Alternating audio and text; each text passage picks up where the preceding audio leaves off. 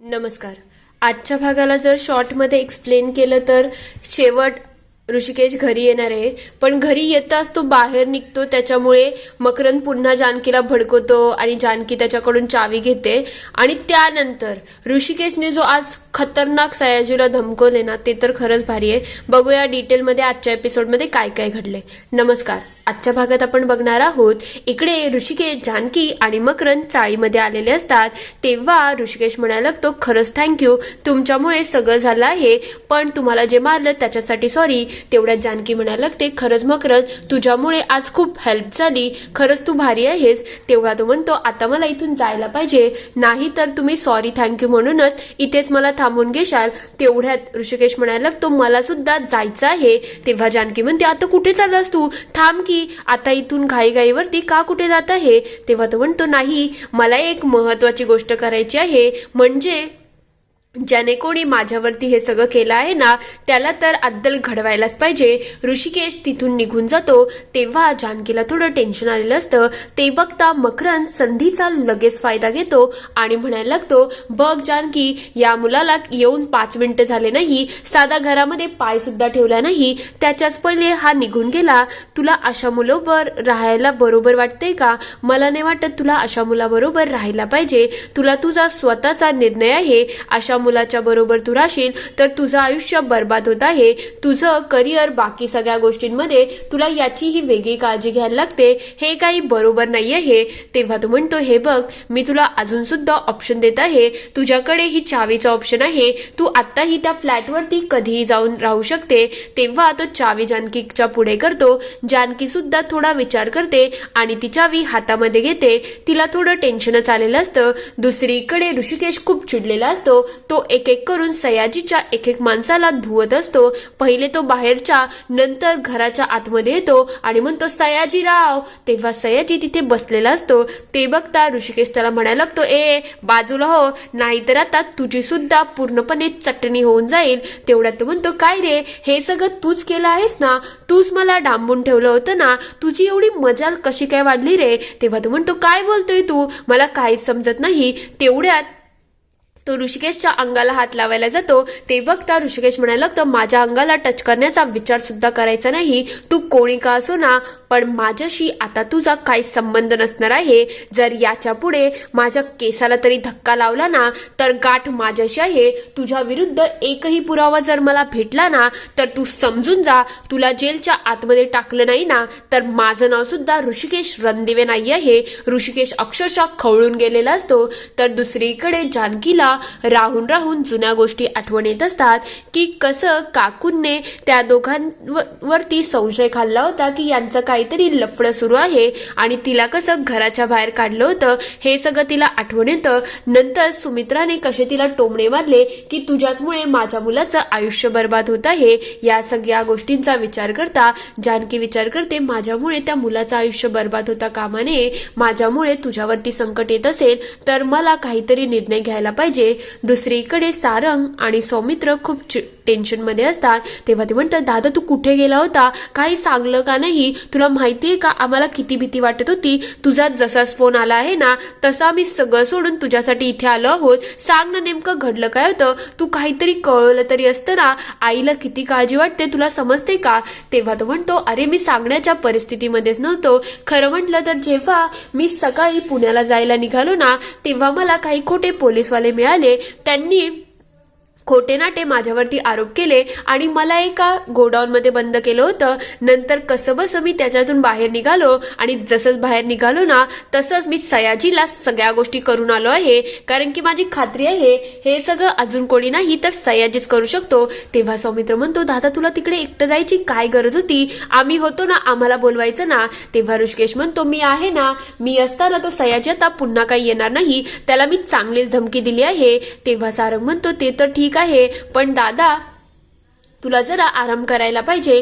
तेव्हा तो म्हणतो, आता मी रूमवरती चाललो आहे. तेव्हा सारंग म्हणतो, दादा मी सुद्धा तुझ्या बरोबर येणार आहे, मी काय तुला आता एकटं सोडून जाणार नाही. तेव्हा सौमित्रही म्हणतो दादा त्याला घेऊन जा, तो कालपासून खूप बेचैन आहे, थोडा वेळ तुझ्या बरोबर राहील ना तर त्याला बरं वाटेल. ते दोघं लगेच चहा पिऊन तिकडून निघून जातात. दुसरीकडे ऐश्वर्या आणि मकरंद सयाजीला भेटायला आलेले असतात. तेव्हा तो म्हणतो बाळा तुने जे केलं आहे ना त्याच्याबद्दल ऋषिकेश इकडे आला होता. तेव्हा ते विचारते काय केलं त्याने, सगळं ठीक तर आहे ना. तेव्हा तो म्हणतो तो मला धमकावून गेला आहे की तो माझी वाट लावेल जर माझ्या विरुद्ध एखादा पुरावा मिळेल. तेव्हा ती म्हणते बघ बघ मी मकरंद म्हणत होती ना हा मुलगाच नालायक आहे, तो माझ्यासमोर आला असता तर त्याला मी चांगली चद्दल घडवली असती. तेव्हा सयाजी म्हणायला लागतो तू काळजी करू नको बाळा, हे सगळं होईल असं मला वाटलंच होतं, पण तुम्ही तुमचा प्लॅन सुरू ठेवा. त्या ऋषिकेशला काय करायचं आणि काय नाही ते माझं मी बघून घेईल. ऐश्वर्या खूप चिडून गेलेली असते. तेव्हा मकरंद म्हणतो तू शांत हो ग, आपण जसं प्लॅन ठरवलं आहे ना तसंच सगळं होत आहे. आता जानकीने माझ्याकडून त्या फ्लॅटची चावी घेतली आहे, मग मला असं वाटते ती त्या फ्लॅटवर राहायला जाईल, मग त्यानंतर त्या ऋषिकेश आणि जानकीचा कोणताही संबंध नसणार आहे. मग आपलं प्लॅन तर सक्सेसफुल झालंच ना. मग तुला त्या ऋषिकेशशी कोणता बदला घ्यायचा आहे ना तो तू घेऊ शकते, माझा त्याच्याशी कोणता संबंध राहणार नाही. दुसरीकडे जानकी इकडे ऋषिकेशसाठी चिठ्ठी लिहायला सुरुवात करते. तेव्हा ती स्टार्टिंगलाच लिहिते हाय उडान टप्पू, सॉरी ऋषिकेश, खरं म्हटलं तर आपली ओळख थोडी विचित्रच झाली होती. म्हणजे तूने माझ्या जत्रेमधल्या फुग्यांवरती वार केला आणि तेव्हा आपलं थोडंसं भांडणच झालं. त्यानंतर एक एक एक एक जशी आपली भेट होत गेली प्रत्येक गोष्ट थोडी वेगळ्याच ट्रॅकला चालली होती. पण तरीसुद्धा गुंडांशी कसे दोन हात करायचे आणि आपली कोणी छेड काढली तर त्या माणसाला कसं उत्तर द्यायचं ना हे सगळं तू मला शिकवलं आहे. आणि त्यानंतर जेव्हा काकूंनी मला घराबाहेर काढलं तेव्हा तू माझ्या पाठीशी खंबीरपणे उभा राहिला आणि माझी साथ दिली होती. तेव्हा तिला आठवण येतं की जेव्हा तिच्याकडे काहीच नव्हतं तेव्हा ऋषिकेशने स्वतःहून तिच्यासाठी घर सोडलं. तो रात्रभर बाहेर झोपला फक्त आणि फक्त माझ्यासाठी. पण तरी सुद्धा माझ्यामुळे तुझ्या आयुष्यामध्ये कोणतं संकट येत असेल तर मला त्याला सामोरं जायचं नाही आहे आणि मला तुला कोणत्या संकटामध्ये टाकायचं नाही आहे. म्हणून मी निर्णय घेत आहे की मी आता हे घर सोडून निघून जाईल, कारण की माझ्यामुळे समोरच्याला त्रास झालेला ते काही मला छान वाटत नाही आहे. कसलंही तुझ्यावरती रिस्क येणार असेल तर त्यापेक्षा मी इथे नाही राहिलेली जास्त चांगलं वाटत आहे. म्हणून मी आता हे सगळं सोडून निघून जात आहे. हे सगळं वाचल्यानंतर आणि लिहिल्यानंतर तिला थोडी हिंमत आलेली असते. ती लगेच ते लेटर तिथे ठेवते, सामान आपलं बाजूला करते आणि चाळीमधून घराच्या बाहेर निघतच असते. तेवढ्यात ऋषिकेश आणि सारंग दुसऱ्या रस्त्यातून आतमध्ये येतात. इकडे जानकी पूर्ण चाल सोडून निघून जाते. तेवढ्यात सारंग घरामध्ये येतो आणि म्हणायला लागतो दादा घर तर खरंच खूप मस्त बनवलं आहे, असं घर बघून आई खूप खुश होईल. आता इथे देवबाप्पाही आहे का दादा, बघ इथे चिठ्ठी आहे त्याच्यामध्ये उडान टप्पू लिहिले आहे. ऋषिकेश ती पूर्ण चिठ्ठी वाचतो आणि म्हणतो म्हणजे आता ती जत्रेवाली घर सोडून गेली का. तेव्हा सारंग म्हणतो हे तर चांगलंच झालं ना, हे ऐकल्यानंतर आई खूप खुश होईल की ती मुलगी तुझ्या आयुष्यातून निघून गेली. तेव्हा तो विचारतो काय झालं आहे, आईला त्या मुलीबद्दल कसं काय कळलं, काय प्रकरण काय आहे. तेव्हा तो सांगतो हे बघ जेव्हा तुला शोधत शोधत काल आम्ही इथे आलो होतो ना तेव्हा ही त्या मुलीला खूप बोलली, तिला सांगितलं तुझ्याचमुळे माझ्या मुलाचं आयुष्य बर्बाद झालं आहे, तू इथे का राहायला आली आहे, तुमचा त्यांचा संबंध काय. आई तिला ज्या प्रकारे बोलत होती ना त्या प्रकारे आय गेस ती जत्रेवाली पूर्णपणे घाबरून गेली होती आणि त्याच्याचमुळे ती हे सगळं सोडून गेली असेल. तेव्हा तो म्हणायला लागतो दादा मला असं वाटते हे तर तुझ्यासाठी चांगलं झालं ना, ती मुलगी सतत तुला त्रास देत होती. तेव्हा ऋषिकेश म्हणतो तुला माहिती आहे का या मुळशीमध्ये तिचं दुसरं कोणीच नाही, ती कुठे जाईल एकदा आपल्याला विचार करायला पाहिजे, आता तिला शोधणं गरजेचं आहे. ऋषिकेश लगेच घरातून बाहेर निघतो. त्याच्या मागोमाग सारंग सुद्धा जात असतो. तर दुसरीकडे जानकी इकडे बस स्टॉपवरती येते आणि तिथे विचारपूस करते दादा बस गेली तर नाही ना.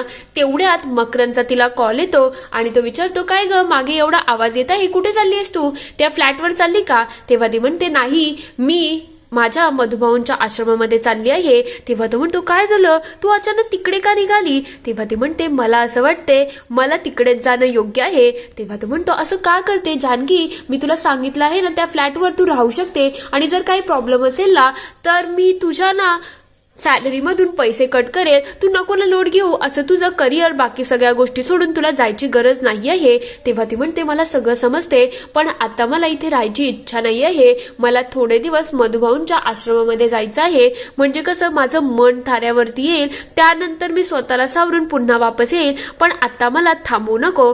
ती लगेच मकरनचा फोन कट करते. तेव्हा मकरनची काळजी थोडी वाढलेली असते. दुसरीकडे ऋषिकेश आवऱ्या सावऱ्यासारखं इकडे जानकीला शोधण्याचा प्रयत्न करत असतो. तो रस्त्यावरून धावायला लागतो. तेव्हा सारंग म्हणतो, दादा तू काय एवढे प्रयत्न करत आहे, जाऊ दे ना, ती गेली तर बरंच आहे ना, एक कीच कमी झाली ना. तेव्हा तो म्हणतो, तुला माहिती आहे का, त्या मुलीने काहीच केलेलं नाही आहे आणि ती मुलगी खरंच खूप चांगली आहे. आमच्या दोघांमध्ये वाद होते, मी ॲग्री करतोय, पण आता तिच्याबरोबर जेव्हापासून मी राहतोय ना, तेव्हापासून मला समजते ती मुलगी खरंच खूप छान आहे, तिच्यामध्ये कोणताच प्रॉब्लेम नाही. तेव्हा तो म्हणतो, दादा सोड ना, पण आपलं काय तिच्याशी घेणं देणं.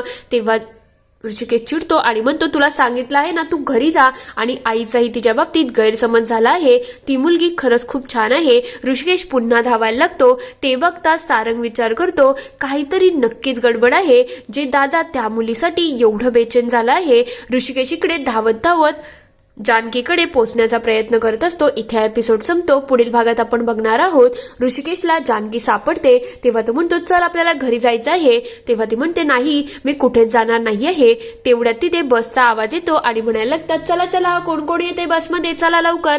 तेवढ्यात जानकी म्हणते, ऋषिकेश माझं सामान दे, मला जायचं आहे. ऋषिकेश तिला म्हणतो, तू कुठेच जायचं नाही, मी सांगितलं ना, चल तू घरी. हे ऐकल्यानंतर जानकी थोडा वेळ शांत होऊन जाते. दुसरीकडे सुमित्राला टेन्शन आलेलं असतं की ऋषिकेश काय होणार आहे, त्याच्या आयुष्यामध्ये अजून कोणतं संकट येणार तर नाही ना, काही टेन्शन नको यावं माझ्या मुलाच्या आयुष्यामध्ये. तर दुसरीकडे नाना इकडे सारंग आणि सौमित्रला विचारतात, काय रे, ऋषिकेशच्या रूम मध्ये जी मुलगी राहते ती कोण आहे. तेव्हा ते विचारतात, नाना तुम्हाला कसं कळलं. तेव्हा नाना म्हणतात, कोण आहे आणि काय प्रकरण आहे ते तुम्ही मला सांगताय का. इथे हा पूर्ण एपिसोड संपतो. आता खरंच नानांना जानकी त्याच रूम मध्ये राहते हे कसं कळलं असेल आणि जानकी खरंच मकरनचं न ऐकता ऋषिकेशचं ऐकून घरामध्ये वापस जाईल का. तुम्हाला काय वाटतं ते मला कमेंटमध्ये नक्की कळवा. व्हिडिओ आवडला असेल तर लाईक शेअर सबस्क्राईब करायला विसरू नका. Thank you for watching.